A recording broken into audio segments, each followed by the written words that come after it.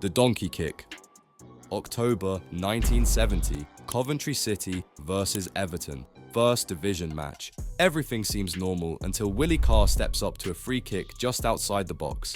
Then he does something nobody's ever seen before. Carr grips the ball between his ankles, yes, his ankles, flicks it backward into the air like a donkey would kick, and Ernie Hunt absolutely destroys it on the volley. The ball rockets past Andy Rankin's helpless dive and into the net. The crowd loses it. John Motson on Match of the Day calls it an original piece of football impudence. Everton's players stand there looking like they've just witnessed a magic trick they can't explain. The goal won BBC Goal of the Season, and football authorities immediately went into panic mode. By the end of the season, the move was officially banned. The reason? Carr maintained sustained contact with the ball rather than just touching it to set it in motion. The rulebook said the ball had to move its full circumference before a second touch, so the donkey kick became a one and done phenomenon. Too clever for its own good, too creative for the comfort of officials who prefer football to be predictable. Carr and Hunt practiced that routine for weeks. They pulled it off once, and they'll never be able to do it again. Before we move on, I'd like to ask you a small favor. If you appreciate this content, please take a second to like this video and subscribe to the channel. Over 99% of you watch the videos without subscribing. It costs you nothing, but it makes a huge difference to us. Now, back to the video.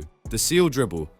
Imagine you're a centre back. The winger gets the ball, flicks it onto his forehead and starts running, bouncing it on his head like a performing seal while you stand there wondering what the hell you're supposed to do. That was Kerlon, Brazilian midfielder. Early 2000s, YouTube sensation before YouTube sensations were even a thing. The move was simple in concept, impossible to defend. Kerlon would chip the ball onto his head and sprint downfield, keeping it bouncing while defenders lost their minds trying to figure out how to stop him without committing a foul. Go low, you're kicking him in the face, red card. Go high, you're nowhere near the ball, try to jostle him, that's a foul. The seal dribble was basically a cheat code. Defenders responded the only way they knew how: violence. September 2007, derby match, Cruzeiro versus Atlético Mineiro. Kerlon pulls out the seal dribble. Atletico defender Diego Coelho's response? A vicious elbow straight to Kerlon's face. Coelho got a 120-day ban, later reduced to 5 matches on appeal. Kerlon got a trip to the hospital,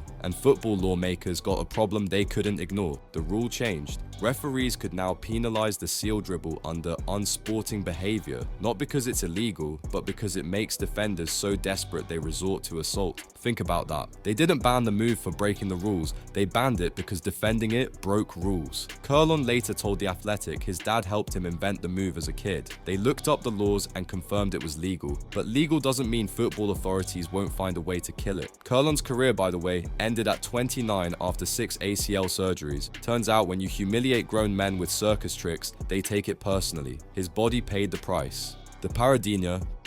Brazil, land of Joga Bonito, home of creativity and birthplace of the penalty technique that made keepers want to quit the sport. The paradinha, literally little stop, was simple but devastating. Run up to take the penalty, pause mid-stride, wait for the keeper to dive, then calmly slot it the other way. Pelé did it, Didi perfected it. Decades later, Neymar brought it back with maximum swagger, making European goalkeepers look like they were auditioning for a comedy sketch. Keepers were being psychologically tortured, crowd humiliated, turned into memes before memes existed. FIFA had enough by 2010. New rule, you can feint during your run-up. You cannot stop after completing your run-up. If you do, the penalty is cancelled, you get a yellow card, and the keeper gets to keep their dignity. The paradinha didn't break the game, it broke egos. Brazilian players argued it was just another expression of their football culture: improvisation, creativity, mind games. FIFA said it crossed the line between skill and mockery. The debate continues. Was it genius or gamesmanship?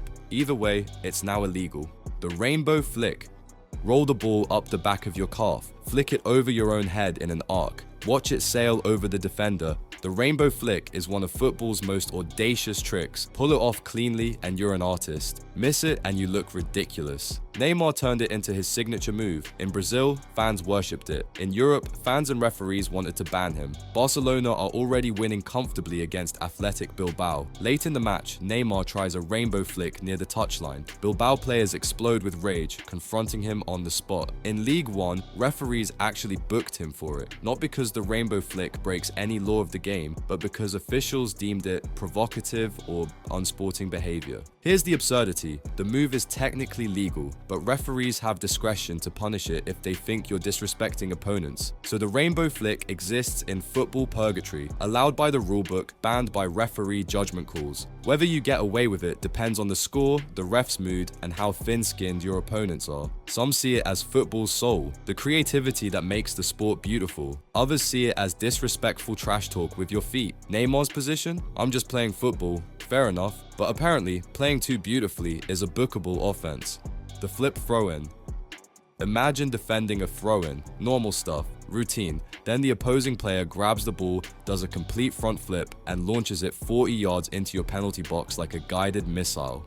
Welcome to the flip throw-in. Part football, part Olympic gymnastics, part why is this allowed? American defender Michael Lewis popularized it in the 1990s. The technique gives you insane distance, further than most corner kicks. It turns a simple throw-in into a dangerous set piece. Here's where it gets controversial. The laws say both feet must be on the ground at release and the ball must come from behind your head. The flip throw-in uses the ground as a springboard, with the player launching off it mid-rotation. Most referees allow it if your feet touch down right as the ball releases, but purists argue it violates the spirit of the rule, even if it technically doesn't break the letter of the law. So, is it legal? Kind of. Should it be banned? Maybe. Will you look absolutely ridiculous if you try it and mess up? Definitely. Technically within the rules, but so far outside normal expectations that it feels like cheating. The penalty pass. Taking a penalty is already high pressure. Now imagine this. Instead of shooting, you roll it sideways to a teammate. The keeper dives, the defenders freeze, your teammate buries it. Chaos. The penalty pass is football's version of a con. Johan Cruyff and Jesper Olsen pioneered it for Ajax in 1982, creating instant folklore. Decades later, Messi and Suarez revived it for Barcelona in 2016, sending the Camp Nou into absolute pandemonium. But it doesn't always work. Ask Thierry Henry and Robert Pires. They tried it for Arsenal against Manchester City in 2005 and completely botched the execution. Pires barely touched the ball, the crowd laughed, memes were born.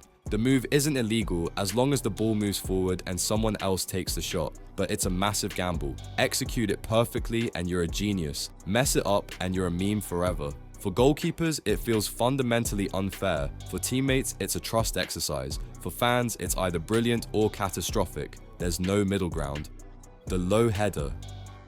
Picture this, a loose ball bouncing near the ground, boots flying everywhere, and you decide the smart move is to dive head first into the danger zone. The low header, also called the down ground header, is football's ultimate test of courage. Get your head to the ball before an opponent's boot does, and you're a hero.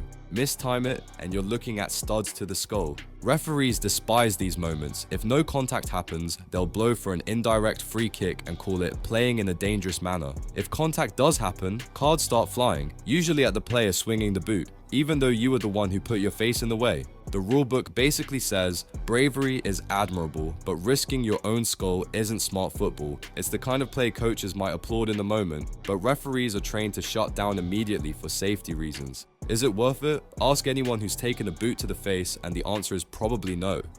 The running knee lock.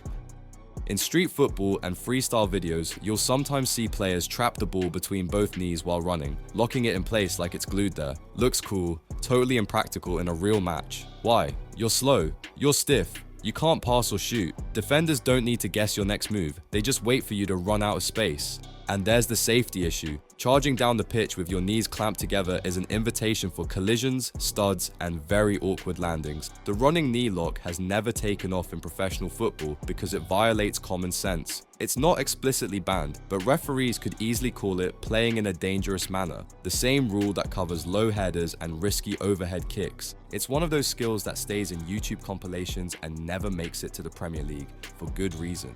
Notice something, most of these skills aren't banned because they're illegal, they're banned because they're too effective. The seal dribble couldn't be defended legally, the paradinha made keepers look stupid, they embarrass opponents, the rainbow flick and showboating cross the invisible line from skill to disrespect. They exploit loopholes. The donkey kick and flip throw-in found gaps in the rulebook that officials quickly closed. They cause violence. Football has always been torn between two identities, the beautiful game that celebrates creativity and the competitive game that demands respect and safety. When a skill becomes too creative, too effective, or too humiliating, authorities step in. Not always because the rules say they should, but because they can. The donkey kick won goal of the season and got banned immediately. Kerlon's seal dribble made him a YouTube star and ended his career through injury. Neymar's rainbow flick delights millions and earns yellow cards. The message is clear: be creative. Just not too creative. Express yourself, but respect the unwritten rules about humiliation. Play beautifully, but know that beauty has limits football authorities are willing to enforce. And that's the real controversy, not the skills themselves,